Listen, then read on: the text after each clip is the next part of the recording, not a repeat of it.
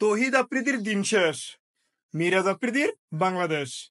ভাই, সস্তা ভিউ পাওয়ার জন্য, মানুষের সিম্পিতি পাওয়ার জন্য, ভিউজ দিয়ে টাকা ইনকাম করার জন্য, ভাইরাল হওয়ার জন্য ওইখানে যাওয়ার কোনো প্রয়োজন নাই। বন্যা তোদের সাহায্য কিভাবে করবি তুই? হ্যাঁ, কিভাবে ওদেরকে ত্রাণ দিবি? কিভাবে সাহায্য করবি? এতটুকু জানা ছিল? তুই নিজে তো সাঁতার কাটতে পারবি না, পানিতে পড়ে গেলে সাঁতার কাটতে পারবি না, তোকে কন্ট্রোল করতে আরো 2 জন লাগবে।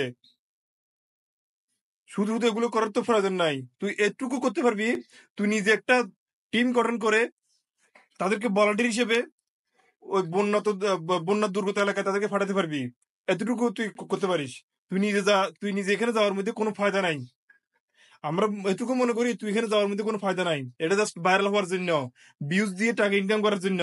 এদেশে জনগণ সবগুলোই বুঝে। ভুল হলে আমাকে ক্ষমা ক্ষমা সুন্দর দৃষ্টি দেখবেন।